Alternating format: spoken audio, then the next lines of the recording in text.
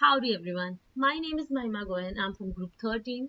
Me, along with Anurag and Sri Lakshmi, will be presenting a topic called Optimization of Parallel Processing in Heterogeneous Multicore Systems. You must be wondering, what are heterogeneous systems? Well, heterogeneous systems are computer systems that incorporate multiple types of processing units such as CPU, GPU, FPGA, and other specialized processors to work together to perform complex tasks. Unlike homogeneous systems where all processing cores are identical and perform the same type of work, heterogeneous systems are specialized cores to improve performance for specific types of workloads. Heterogeneous systems offer a way to maximize performance and efficiency by using specialized processing cores for specific tasks rather than relying on a single type of core for all workloads. There are multiple methods to enhance the performance of heterogeneous systems. Today, we will be talking about workgroup site selection, adaptive mapping, and task division. So, you must be wondering, why should you care about this? Well, as you know, there's a limitation to the traditional homogeneous multi-core processor. So how should we scale for a new design? With different types of core, optimized for specific tasks, heterogeneous systems can handle a wider range of workloads and improve performance. The discovery of parallel processing drove the development of heterogeneous systems such as more efficient computing solutions, etc. GPUs are well suited for computation intensive tasks, while CPUs are better for general purpose computing, making heterogeneous systems highly flexible and efficient. We will be talking about some prior work done in the domain of heterogeneous multi-core processors. The first paper, based on dark silicon, claimed that regardless of chip organization and design, multi-core scalability is power restricted to a degree that is not acknowledged by the computing community. The recent trend of multi-core systems aims to maintain proportional performance scaling by increasing the number of cores alongside the advancements in the transistor count. And the second article centered on adaptive mapping here used a technique that employed the Keelan programming language. This method adaptively allocated tasks among different cores and employed dynamic compilation to adjust to altercations in the runtime environment. And the third paper discussed the workgroup selection for multi-core CPUs. It proposed a method to choose the ideal workgroup size for a particular kernel on a given GPU architecture had been extensively investigated in GPU computing. We have used CUDA for writing a program for offloading tasks to the GPU because it allows developers to take advantage of a GPU's massive parallel processing power, which can result in significant performance gains compared to running the same code on a CPU alone. Following are the benefits of using CUDA in our codes. The parallel architecture of GPUs enables thousands of threads to execute simultaneously, allowing for massive parallelism that can speed up processing times for large datasets. The high memory bandwidth of GPUs can enable data to be moved between the GPU and CPU much faster than with the CPU alone. CUDA-C efficiently uses hardware resources and provides low-level access to the hardware resources of the GPU. Homogeneous multi-core system, the adaptive mapping strategy plays a crucial role in optimizing parallel processing. The strategy involves mapping computational tasks onto specific cores, taking into consideration the unique features and capabilities of each core. The goal is to maximize performance and minimize energy consumption by assigning tasks to the most suitable processors. The adaptive mapping strategy also considers several factors when deciding on a mapping strategy. These include the computational complexity of the task, the data requirements, the power consumption of each core, and the availability of resources such as the memory and the bandwidth. In this project, we have implemented the dynamic mapping approach, which makes the mapping decision at runtime based on the system workload and performance feedback. The mapping can be adjusted as the program progresses, ensuring that the best mapping is used at any given time. Following are some of the advantages and disadvantages of adaptive mapping. Advantages are that it allows for more flexibility and it also helps in load balancing across different cores, ensuring that no core is overburdened with too many tasks while others remain idle. And the dynamic mapping approach comes with some disadvantages as well. Like it requires additional overhead and can be more complex as it may require additional algorithms and decision making processes. For the adaptive mapping, which we implemented, the program defines three core capabilities, high, medium, and low, and creates an array of task infrastructure which each of which has associated core capabilities. Each task infrastructure contains information about the task ID, input vectors, and output vectors, and then also the number of elements in the input vectors. The program defines a function called execute task on core, which executes a given task on a given core. The function first copies the input vectors to the device, launches CUDA kernel, then performs the vector addition operation and copies the output vector back to the host. After completing the task, the function updates the CPU usage of the core and returns the time taken to execute the task. In the main function, the program allocates memory for the input and the output vectors on the device and creates an array of core infrastructures, each of which contains information about a CPU core, including the core ID, a core capability, and the CPU usage. The program then loops through each task in the array and assigns the task to the first available core that has the required capability. The program tracks the total execution time of all the tasks without adaptive task mapping and prints the results. Then the program uh, takes adaptive mapping into consideration and then it loops through the task and assigns each task to the core with the lowest CPU usage and the highest capability that can handle the task. The program tracks the total execution time of all the tasks with adaptive mapping and prints the results. So here are the three plots for the three parameters that we had used.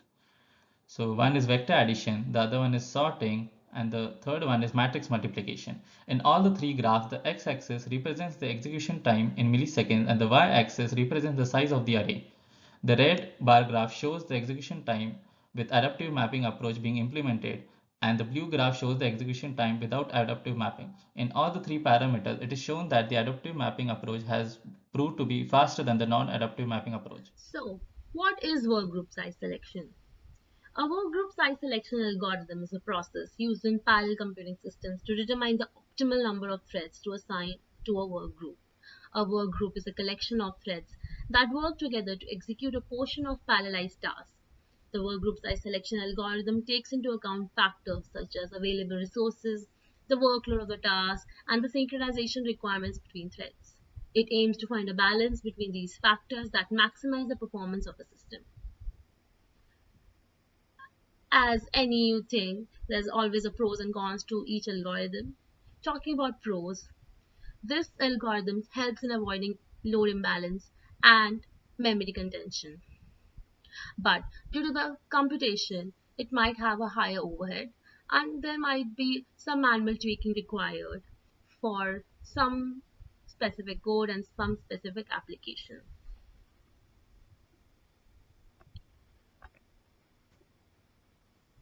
Now, coming on to the code.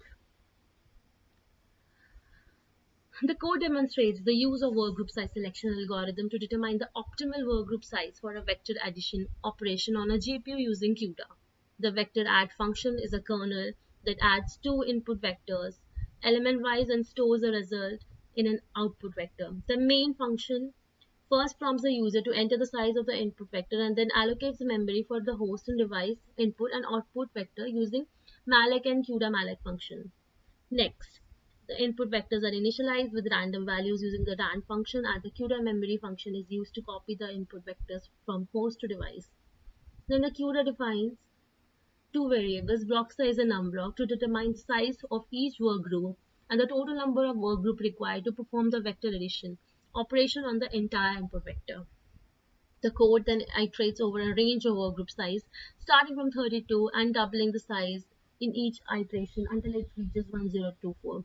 Recently, we have been tweaking it so that it can start from 1 till 1024 so that we can have a comprehensive comparison between all the algorithms. For each workgroup size, it launches the vector add kernel with the appropriate number of workgroups and workgroup size and records the execution time using CUDA event record, CUDA event synchronize, and CUDA event elapsed time functions. After each iteration, the output vector is copied back from the device to the host, and the execution time for that group work size is printed on the console. Finally, the code records the optimal workgroup size as one that produces the minimum execution time and prints it to the console before freeing the memory allocated to the input and the output vectors. The factors taken into the consideration in the work group size code are performance, hardware limitation, problem size, and data parallelism. We've run it over different execution, task execution. As you can see, we have the code for vector addition, and when we see the result for that, so for an array size of 100k, we are getting optimal workgroup size as 512. Similarly, for matrix multiplication, where matrix size of 32 we have taken and we're getting the optimal workgroup size as 64. And for the size of array of 100k, again for sorting it, we're using merge sort, we're getting the optimal workgroup size as 256. So similar results you can see on the graph. We have taken the execution time and workgroup size and we have plotted the graph with variable n where you can see different values and different.